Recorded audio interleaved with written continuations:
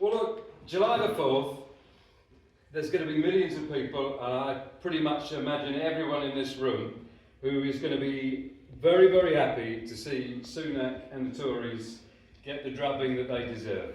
Not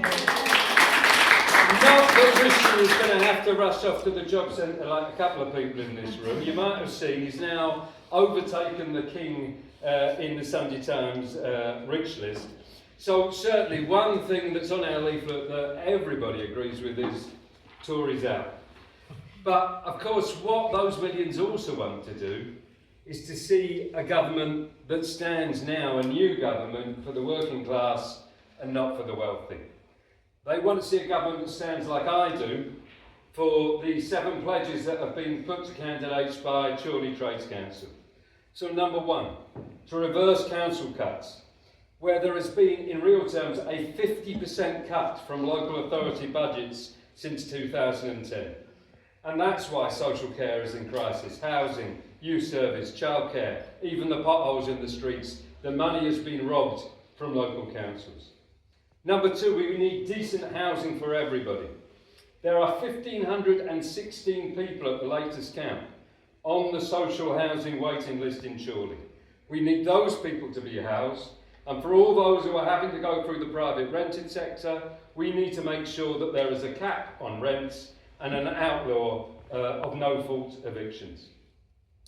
For those of us who are in the trade unions in particular, but also so that we can fight for the communities that we represent, there needs to be a repeal of the strike-breaking minimum services legislation, and indeed all the anti-union laws, plus a ban on zero-hour contracts and hire and fire.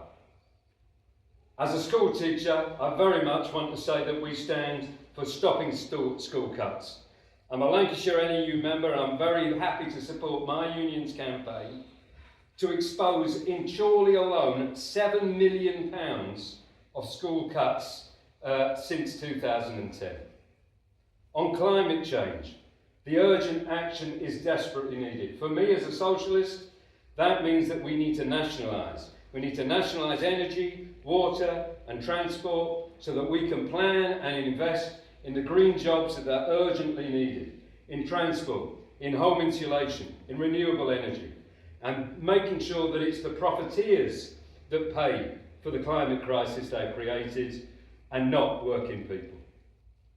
On genocide in Gaza, it is absolutely clear that we need to win an immediate and permanent ceasefire.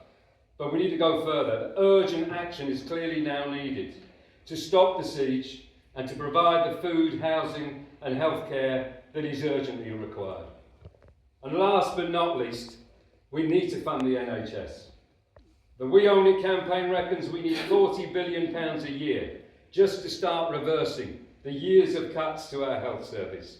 We need to kick out the privatisers. We need to give NHS staff the pay rise they deserve. We need to oppose the threats to beds and services locally that are threatened by the New Hospitals programme that the Chorley and South Ribble Hospital campaigners have been doggedly fighting on for so long. There's more that I could add. Demands for pensioners, for young people, for our environment. But in the time I've got, really, the point I want to stress though is that I'm afraid to say that those points that I've just been going through, that will not be the programme that's on offer from the Keir Starmer government. And that's because they've pledged to stick to the Tories' fiscal rules. And that will mean in reality, I warn people, more austerity, more cuts and more privatisation. And so therefore what we need is a fighting alternative to the Tory party, not an alternative Tory party, which is actually what's on offer. And I stand from TUSC in the real traditions of the Labour Party, of Nye Bevan, who worked with my father in Tredegar, for an NHS free at the point of delivery. I stand for the clause 4 that used to be on my Labour Party card, for public ownership, not private greed, for a society that uses the enormous wealth that is out there for the many instead of it being hoarded away for the few. I stand in the traditions of Keir Hardie. I have a poster on my wall at home from a 1910 Keir Hardie poster, and it makes this point. When Labour are first standing for election, that they fear both parties fear the presence in Parliament of workers' MPs they can neither silence nor control. I will be such an MP, a workers' MP for Chorley, standing not on the £171,000 salary that the Speaker takes home, but remaining on a teacher's wage so that I stay in touch with the voters I represent. I will not have to be silent as an impartial, supposedly Speaker, and I definitely will not be controlled.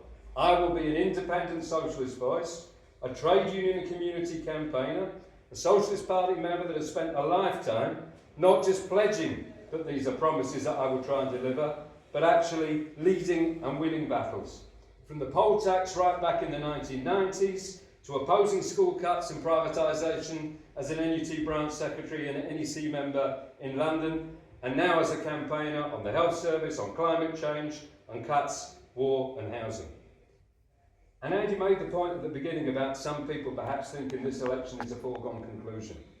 I want to make sure that everybody knows that I was involved in a campaign that we just had in the local elections in Preston with TUSC, where we won 31% of the votes in Deepdale and ran Labour extremely close. And I'm sure Mark will say the same, we are not running just to make up the numbers.